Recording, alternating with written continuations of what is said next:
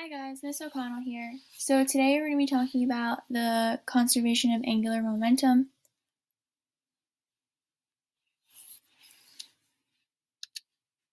Okay, so the law of conservation of angular momentum states basically that there can be no tangential force acting on a system. Okay, so the angular momentum of a particle or system in circular motion does not change unless there is a net tangential force. Okay, so there can be a centripetal force, which is a center-seeking force, usually due to a tension, gravity, or friction, but there can be no force tangent to the circular path. Okay, basically what that means is that there can be no net torque on the system. Okay, so if there is no unbalanced external torques that act on a rotating system, then the angular momentum of the system is constant, meaning that the angular momentum is conserved. So whether you change the mass of the system, the radius at which it rotates from the axis of rotation, as long as there is no external torque or there is no tangential force added to the system, the angular momentum before must be equal to the angular momentum after. Okay, so that means that L sub initial is equal to L sub final. So the sums, okay, of the initial momentums before must be equal to the sum of the final momentums after, just like with linear momentum. Except in this case, right, we're multiplying the moment of inertia times the rate of rotation, rather than the mass times the velocity. Okay, again, that's only true as long as the net torque is 0. Okay, so let's take a look at two examples. So our first example, we have a particle attached to a string. So that's basically like a stopper tied to a string. And initially, the string has a length of 2 meters. It's given an initial velocity of 6 meters per second. The string is attached to a peg, and as the particle rotates about the peg, the string winds around the peg. Okay, so that means that with each rotation, the length of the string is going to decrease. Okay, so what length of string has wound around the peg when the velocity of the particle is 20 meters per second? Okay, so there's a constant centripetal force due to tension that whips this string around in a circle. There is no external torque on the system, and there is no tangential velocity. There's no tangential force on the system. Okay, we have tangential velocity.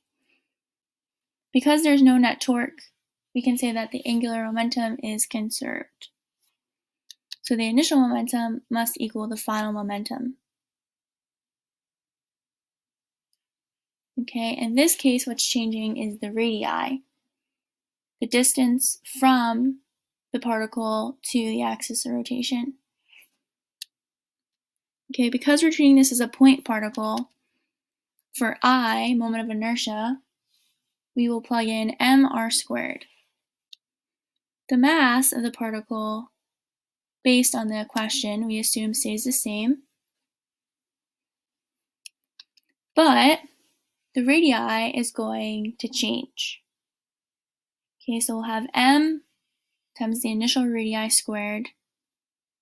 Okay, and then we plugged in for omega, which we know is v over r, the tangential velocity over the radius, must be equal to the mass times the final radius squared. Okay, times tangential velocity over the radius. We can see here that our radii, one of them will cancel.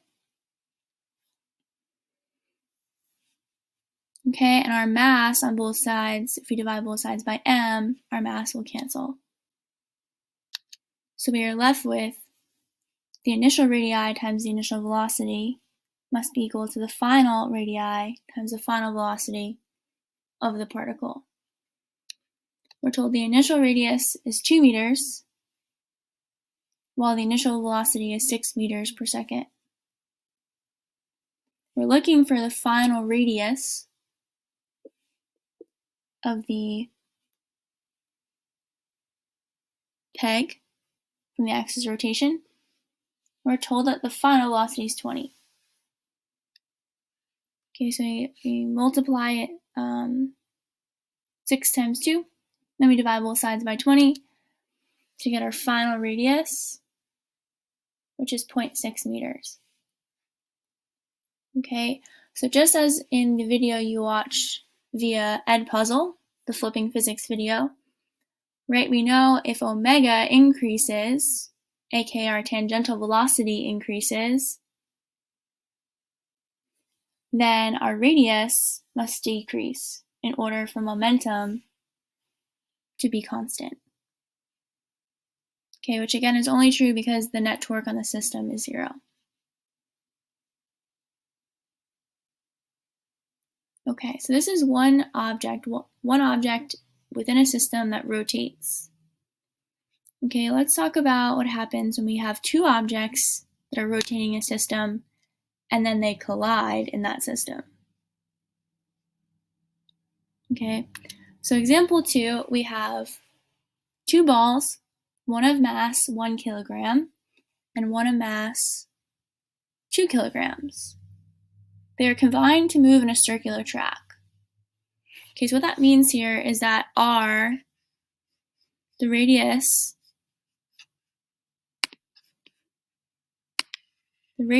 of this circular track, r, is constant, right?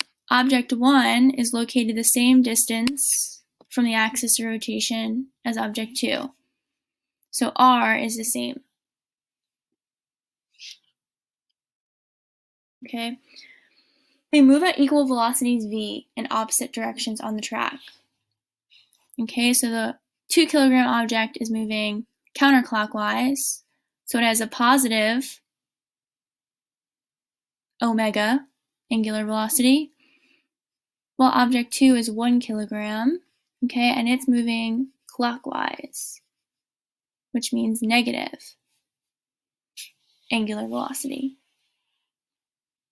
Okay, the two balls stick together in the collision, which means that it's an inelastic collision, that both balls will have the same velocity after they collide.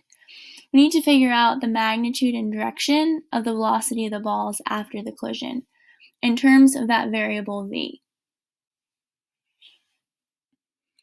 Okay, so we know here they're moving in a circle, they collide inelastically, but there is no external net torque to the system. So angular momentum will be conserved.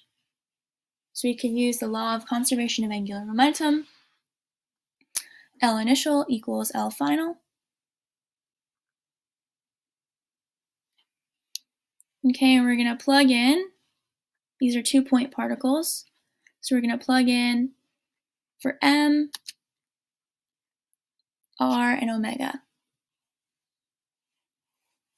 Okay, so we have initially m1, okay, is going to be negative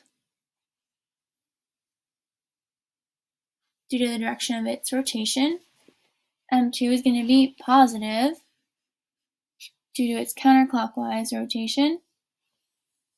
Okay, after the collision, the two masses will stick together and move together at the same value for omega.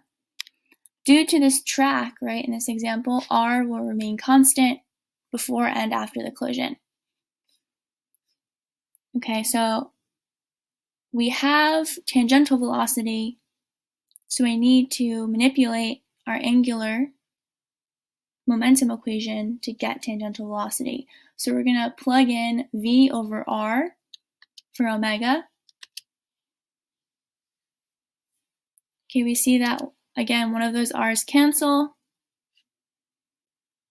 and we're left with negative m1 r times v plus m2 r times v is equal to the sums of the masses times the radius times tangential velocity. That's the final tangential velocity. Okay, so we see here if we divide or we plug in for m, okay, in a second we'll see that the r will divide out. When we plug in for m, right, m1 is -1, okay, m2 is 2 kilograms, and then sum of the masses, you have 1 plus 2. So we get -1 plus 2, we get +1, RV equals 3 r times the final velocity. R will cancel out from both sides when we divide both sides by r. When we solve for the final velocity, we see that the final velocity of the combined system is 1/3 of the initial velocity. Okay, and that's positive. So why would the final velocity be positive?